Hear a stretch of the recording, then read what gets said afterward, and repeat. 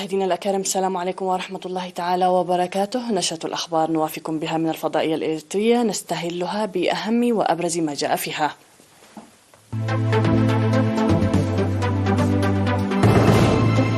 طب العيون يقدم خدمات صحية ناجعة في الجاش بركة. تدريب الطلاب في الإقليم الأوسط.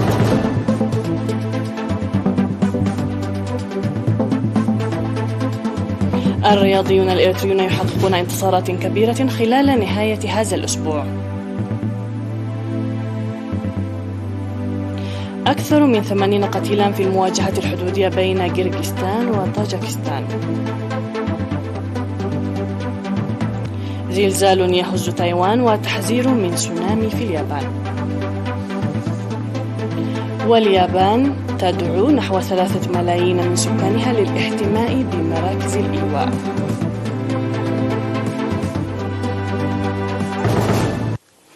من العناوين إلى التفاصيل، أهلا بكم. تساهم وحدة طب العيون في مستشفى إقليم الجاش بركة المرجعي بفعالية لمكافحة العمى وتقديم خدمات صحية ناجعة للمواطنين. وأوضح مسؤول وحدة طب العيون في المستشفى سيد يوناس جبرتاتيوس أن الخدمات العامة المقدمة في الوحدة تشتمل على تحاليل طبية وعمليات جراحية، وأن الأجهزة الصحية والقوى البشرية والأدوية المتوفرة في الوحدة تسهم بكفاءة وفعالية لإنجاز أعمالهم بنجاح. وأشار إلى إجراء عمليات جراحية ل1091 خلال 8 أشهر مضت، وتوزيع نظارات طبية ل235 آخرين، ذاكرا أن التحاليل الجارية للطلاب في مديريات بارونتو وأعالي الجاش وأقردات وتسني على شكل حملة ظلت تحقق نتائج جيدة وفعالة، مناشدين التعامل بنظافة وعناية جيدة لمكافحة الأمراض الناجمة عن الإهمال وعدم النظافة. وأوضح إجراء حملات تشخيصية ناجحة عام 2021 في مديريات كركبت وقلوج وفورتوسوا ل4000 مواطن، وإجراء 920 عمليات جراحية وتوزيع نظارات طبية لأكثر من 300 مواطن آخر، فيما وضع برنامج مماثل في المديريات الأخرى. وذكرت الممرضة فروينة بتسلاسي أن إحمرار وزرقة العين من أهم الأمراض السائدة في الإقليم، وبما أن العين تعد جزءا حساسا يجب على المواطنين المصابين بأعراض العيون الإسراع إلى المؤسسات الصحية وتناول الأدوية المقدمة لهم عن طريق أطباء العيون. وقالت عضو قسم النظارات الطبية الشابة لوام تخل برهان إنهم يقومون بتوزيع نظارات طبية على المرضى مجانا، مناشدة لإيجاد حلول عاجلة من أجل التغلب على النواقص وتقديم خدمات ناجعة. وأفاد الحاصلون على الخدمات الجيدة أن فتح قسم طب العيون في مستشفى الجاش بركة المرجعي ساعدهم للتخلص من الاستهلاك المالي والعضلي، بالإضافة إلى حصولهم على خدمات ناجعة عن قرب. نظم مكتب التعليم في الإقليم الأوسط بالتعاون مع مركز التعليم ودراسات الطلاب دورة تدريبية في تقنية الكمبيوتر وتقنية الروبوت وتدريب أولين في الموسيقى ل142 طالب من 19 مدرسة. وأوضح مسؤول مركز التعليم ودراسات الطلاب في وزارة التعليم الأستاذ دسبلة محاري في مراسم التخريج في 17 من سبتمبر أن المركز الذي تأسس بتعاون وزارة التعليم ووزارة العمل والرعاية الاجتماعية ومركز التوثيق والبحوث وإدارة الإقليم الأوسط يساعد الطلاب لاكتساب المعرفة النظرية والتطبيقية خلال الإجازة الصيفية. ودعا لانضواء المتدربين في الأندية المدرسية لإحداث التأثير الإيجابي على نظرائهم وتطوير قدراتهم. من جانبه أوضح مسؤول مكتب التعليم في الإقليم الأوسط الأستاذ بلاي حبتجابر أن التطور يأتي بالعلم والمعرفة، ويجري العمل إلى جانب التعليم الأكاديمي لتدريب آلاف الطلاب مهنيا، مشددا على أهمية إقامة مركز التعليم ودراسات الطلاب على مستوى الوطن والإقليم والمديرية وفي جميع المدارس. وأشار المعلمون إلى أهمية التدريب المقدم في حياة الطلاب. هذا وقدم في مراسم التخريج معرض أعده الطلاب المتدربون.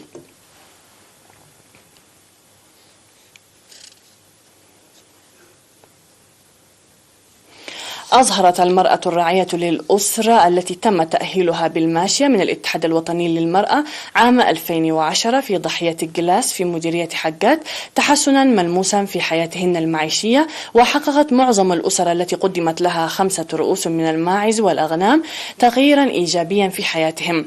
وقالت السيدة الجانش والديوسوس إن الماعز ال5 التي حصلت عليها تكاثرت لتصل إلى 70 رأسا نتيجة الجهود والرعاية التي قامت بها. وذكرت السيدة تعبة أسفها الذي بلغ عدد أغنامها إلى 17 بأنها خرجت من الاتكالية وأنها تعيل أسرتها جيدا، وشكرت دعم الاتحاد الوطني للمرأة والإدارة.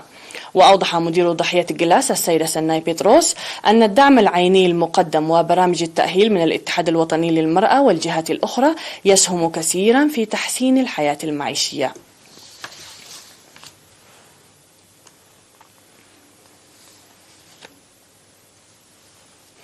حقق الرياضيون الإريتريون يومي السبت والأحد انتصارات باهرة في مختلف المسابقات الرياضية، وبموجب ذلك توجت العداء الأولمبية الإريترية نازريت ولدو في سباق الماراثون المنظم في سيدني بالمركز الثالث، قاطعة المسافة ب2 و26 دقيقة و14 ثانية. الجدير بالذكر أن العداء نازريت سجلت رقما قياسيا بإحرازها المركز الأول في سباق دوغو كوريا الجنوبية الذي انتظم في شهر أبريل الماضي، فيما أحرزت المرتبة الرابعة في بطولة أوريغون بالولايات المتحدة الأمريكية المنتظمة في شهر يوليو. يذكر أن العداء نازريت التي تلقت التدريب أكثر من 17 عاما تحت مركز مارب ستيت للتدريب سجلت أرقاما قياسية عالمية في 400 متر وال10 وال21 وال25 وال30 والماراثون، مما يجعلها ذلك واحدة من العداءات البارزات في بطولة بودابيست المجرية العالمية القادمة. في غضون ذلك حقق العداء الإريتري سامسون أماري المركز الأول في سباق 10 كيلومترات المنتظم في الجابون بقطع المسافة في 29 دقيقة و55 ثانية. وعلم بأن العدائين الإريتريان الذين توجهوا خلال الأسبوع الماضي إلى بولندا حققوا نتائج مشجعة، وبموجب ذلك حلت العداء ناتنتا مانييل في سباق 10 أميال المرتبة الخامسة ب 52 دقيقة و44 ثانية، فيما نال العداء هينوك تسفاي المركز الثامن في نفس المسافة. وقد سجلت العداء ناتنت أرقاما قياسية عالمية في مسافة 5 و10 و16 كيلومترا، مستفيدة من الزمن الذي حققته في هذا السباق. وقد حقق هؤلاء العداؤون المنخرطون في تدريبات مكثفة للمشاركة في الماراثون أو في ماراثون أمستردام حققوا نتائج عالية في سباق صعود الجبال ضمن المسابقة الوطنية. من جهة أخرى فاز الدراج الإريتري داويت ياماني المركز الأول في سباق صربيا المختتم في 17 من سبتمبر، فيما حقق المركز الثاني في صعود الجبال والثالث في التدريب العام.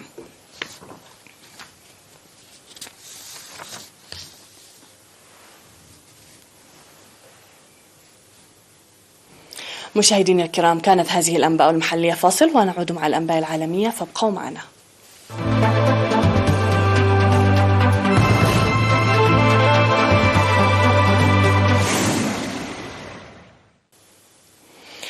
في الأنباء العالمية قتل 81 شخصا على الأقل هذا الأسبوع خلال مواجهات حدودية بين طاجكستان وأفغانستان، كما أعلن الطرفان في أسوأ موجة عنف منذ سنوات بين البلدين اللذين أعلنا هدنة هشة.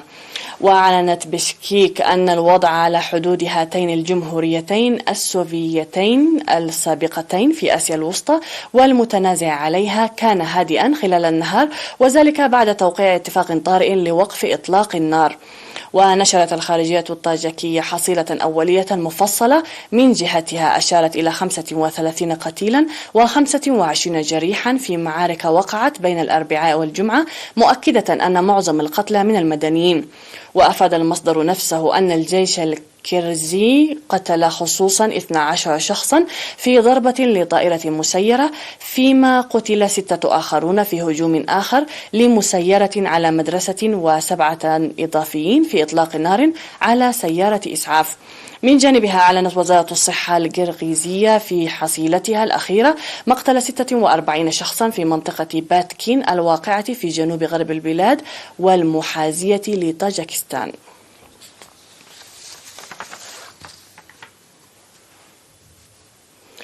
ضرب زلزال بقوة 7.2 درجات الساحل في جنوب شرق تايوان وفق ما أفاد مركز المسح الجيولوجي الأمريكي، ما دفع اليابان لإصدار تحذير سونامي. ووقع الزلزال في منطقة على بعد 50 كيلومترا عن شمال مدينة تاي تونغ وعلى عمق 10 كيلومترات بحسب المركز. وضرب زلزال بلغت قوته 6.6 درجات المنطقة ذاتها، بينما وقعت هزات عدة، لكن هزة الأحد الأخيرة كانت الأقوى حتى الآن.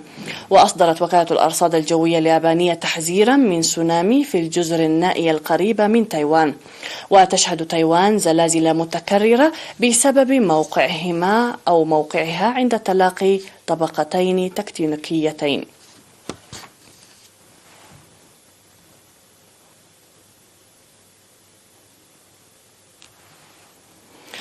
وضعت اليابان آلاف الأشخاص في مراكز إيواء في جنوب غرب البلاد تحسبا لوصول الإعصار نانمادول، ما دفع السلطات لإصدار أوامر إخلاء لملايين من السكان. وحتى الساعة صدرت أوامر الإخلاء لقرابة 2.9 مليون شخص من سكان جزيرة كيوشو، حسب ما أعلنت الوكالة الحكومية لمكافحة الحرائق والكوارث. من جانبها حذرت وكالة الأرصاد الجوية اليابانية من أن المنطقة قد تواجه مخاطر غير مسبوقة جراء الرياح والأمطار. وكانت وكالة الأرصاد الجوية اليابانية قد أصدرت تحذيرا خاصا لمنطقة غاكوشيما في جنوب جزيرة كيوشو، وهو تحذير لا يصدر إلا عندما تتوقع الهيئة ظروفا مناخية تشهدها البلاد مرة خلال عقود.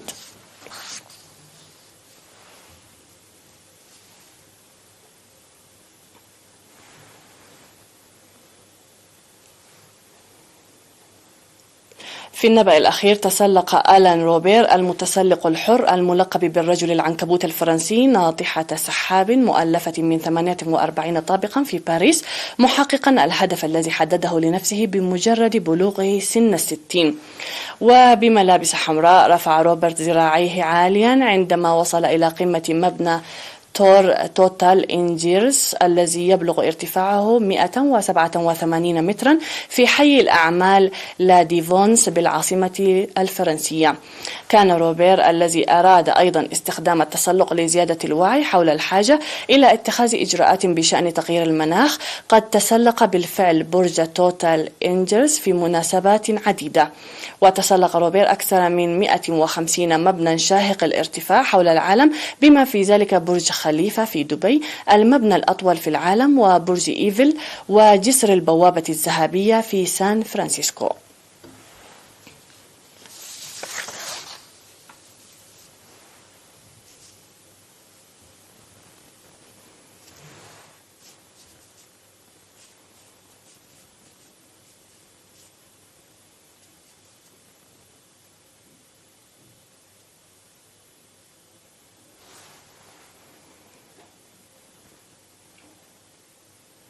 سيداتي سادتي، نذكر بالعناوين ختاما للنشرة. طب العيون في الكاشبركة يقدم خدمات صحية ناجعة. تدريب للطلاب في الإقليم الأوسط.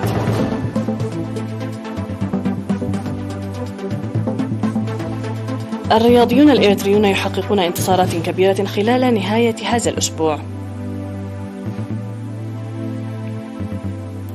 وعلى الصعيد العالمي أكثر من 80 قتيلا في المواجهة الحدودية بين كيرغيزستان وطاجيكستان.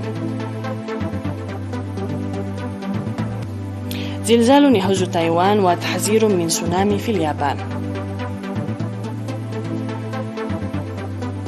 واليابان أيضا تدعو نحو 3 ملايين من سكانها للاحتماء بمراكز الإيواء. سيداتي سادتي، هكذا نكون قد وصلنا وإياكم إلى نهاية النشرة قدمناها لكم من الفضائية الإريترية. شكرا لكم على حسن المتابعة، إلى اللقاء.